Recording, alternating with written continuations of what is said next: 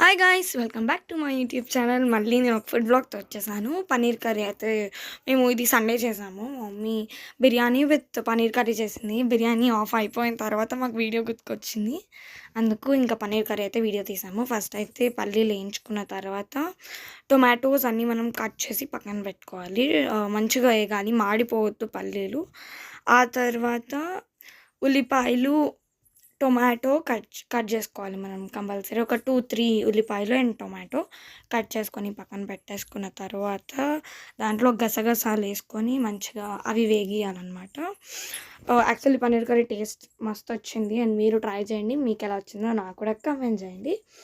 And గసగసాలు వేయించుకోవాలి మంచిగా, అది మాడిపోకూడదు. మంచిగా వాటిని వేగేంత వరకు వెయిట్ చేసి ఆ తర్వాత అందులో ఆయిల్ కొంచెం ఒక 2 టేబుల్ స్పూన్ దాకా ఆయిల్ వేసుకొని ఆయిల్ కొంచెం మరిగేదాకా వెయిట్ చేసి అందులో ఆనియన్స్, మనం కట్ చేసి పెట్టుకున్న టొమాటో, ఆనియన్స్ వేసి మంచిగా వేయించండి. మంచిగా మెత్తగా నీట్గా క్యూట్గా కావాలి అవి. వేయించిన తర్వాత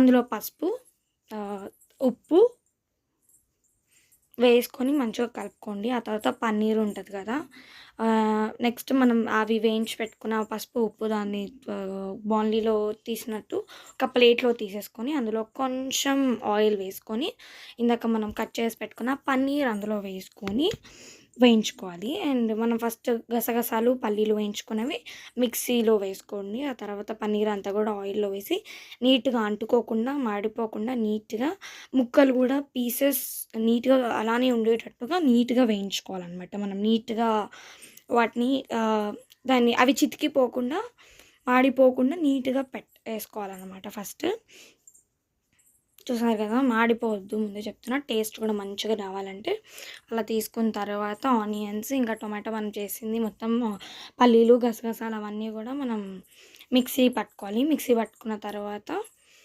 మిక్సీ పట్టుకోండి. అవి మొత్తం అది జార్ అయిపోవాలి. ఆ పన్నీర్ మొత్తం ఇప్పుడు వేయించుకుంటున్నాం కదా, కొంచెం వేగిన తర్వాత అది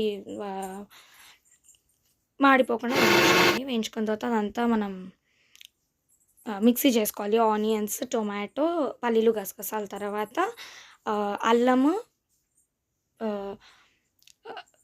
వెల్లుల్లిపాయ దంచుకోండి. ఆ తర్వాత మనం మిక్సీ పెట్టుకున్న పల్లీలు, ఉల్లిపాయ, గసగసాలు అవన్నీ బాణలిలో వేసేసి కలుపుకోండి నీట్గా. అందులో ఉప్పు, కారం, మసాలాలన్నీ వేసుకోండి. అండ్ అందులో మనం ఇందాక వేయించి పెట్టుకున్న మాడిపోకుండా పన్నీర్ కూడా అందులో వేసేసి కలిపేసేయండి. మంచి టేస్ట్ వచ్చింది.